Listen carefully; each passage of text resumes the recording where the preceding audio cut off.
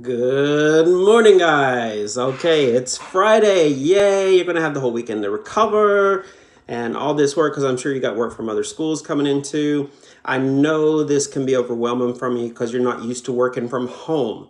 Remember, if you were in the classroom, you have 3.5 hours in that classroom you have to work. Okay, so what you're doing now is not even equivalent to what you're doing there, but we're trying to give you as much stuff that you can have to gain those 3 hours. Remember, this is a state-run program, so this is an actual licensure.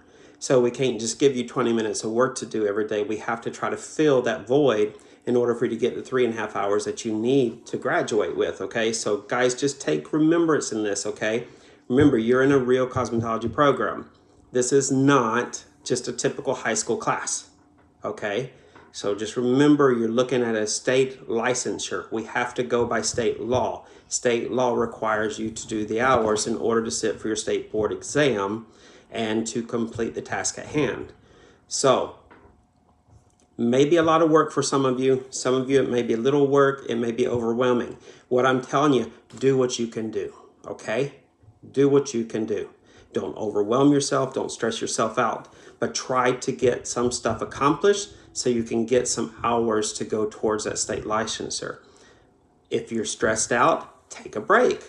If you are ready to dive in and do more, but do what you physically can do, okay? Because I know circumstances are a lot different at home now, because some of you may have siblings that you're helping to take care of because mom and dad are at work or maybe essential employees to it. So just remember that. And I do understand that, okay, guys? Okay, so let's move on. Let's talk about insurance. Today's segment is going to be 984 on insurance. Insurance is extremely important when you have a salon, okay? You got to protect yourself, guys. Got to protect yourself. Okay, so there is workman's comp insurance. Workman's comp insurance is basically going to be a compensation insurance that's going to cover medical rehabilitation costs, lost wages of employees, injuries at work, and typically is required by all states. If you have employees, and many of you may want to open a salon and have employees. If you have those employees and they're being paid out of your pocket by your money that you're bringing in for the salon and you're paying each employee, you got to have this. You got to pay for it, okay? Now, if you have a booth rental type situation, you don't have it. You may want to have regular insurance. That's going to help protect you in liability in case somebody gets hurt on the premises or something like this. But in the event that you have actual employees, then you have to have a compensation type insurance. This is very, very important. If you don't have this, you can run into some really big issues later, okay? Now, when you're talking about, there are insurances that cover with burglary and theft, but typically it's not going to cover it if somebody steals a bottle of shampoo off your shelf, okay? We're talking about if somebody comes in and ransacks your whole salon, they steal, a few $1,000s worth of product, maybe cash register, iPads, computers, telephones, stuff like this. Stuff like this could be very important, and that's where insurance would come into play if you want it. But if somebody steals a bottle of shampoo off your shelf, your deductible is going to be way more than what that bottle of shampoo is. It's just a loss, and you can write that off as a loss at the end of the year, okay? Also, just remember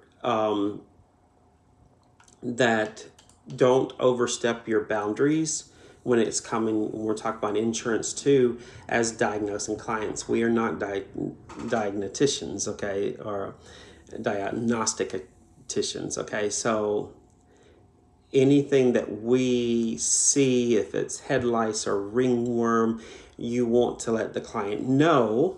You can't say for certain in diagnosis because that's not within our scope of practice. We need to tell them, hey, this is what I think looks like you probably want to go to the doctor and get this checked out, and then we can continue services after that, okay? You don't want to alarm it. You don't want to be alarmed. You don't want to make a big deal out of this. Just, hey, listen, looks like you may have lice in here. I'm seeing some what appears to be eggs, But what I suggest you do is go to the doctor, call your doctor, and then they can help follow through on what you need to do in order to solve this problem. Or if it's ringworm you see on somebody and you think it's a case of ringworm, then you want to call the doctor and they can get some cream for it. It is a fungus. It is not an actual worm, people.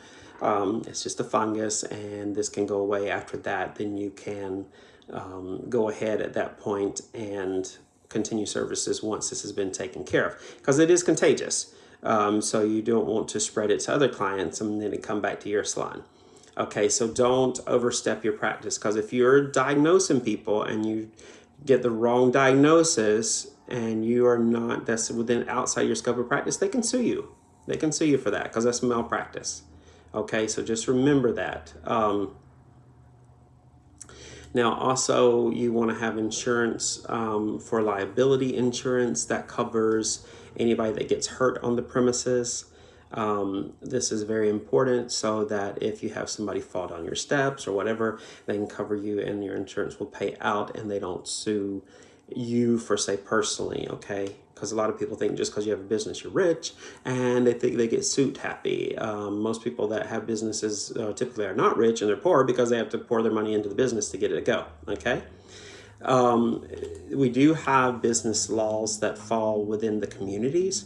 So just remember, you have your state laws, you have federal laws, then you have your state laws, and then you have your village or your town or your city laws that you have to fall under.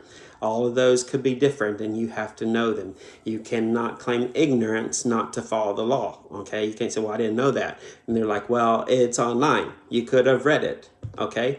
So just remember, you have federal laws you fall under. Then you have state laws that run and regulate our businesses, as well as the city township laws that run and regulate our businesses. And we have to know them all, and we have to follow them.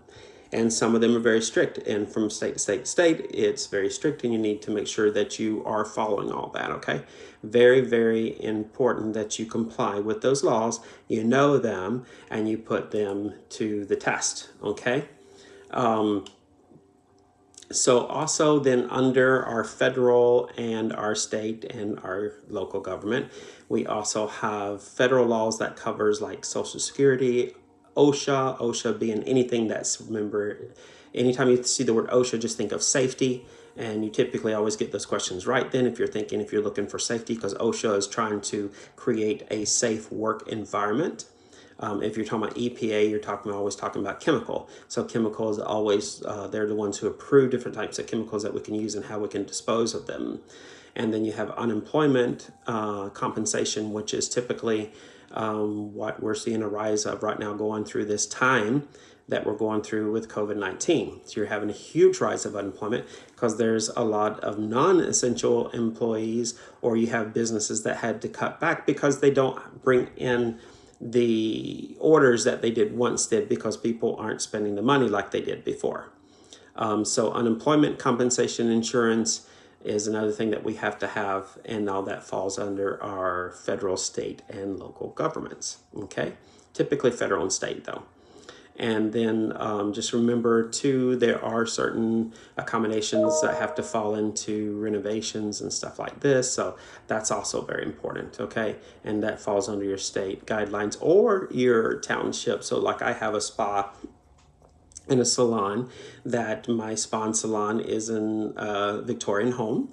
And it was built in 1875, and so it's on the Historic Society. So I have to not only follow my state guidelines when I'm doing renovations here and for Salon and Spa, but I also follow the city guidelines because I'm in the Historic Society. So even if I want to change the color, I have to put in a request to change the color of my salon, and it has to be approved because it has to meet the standards of the Historical Society. And I can't make major renovations to my salon without checking to them first, because that could change the different floor plans or whatever of the building. So just remember, there's laws, and this is basically that we have to follow, and part of those laws are stating that you have to have insurance, okay? Just like we have insurance, I have insurance that covers my building, I have insurance that covers in case we have an accident on premise.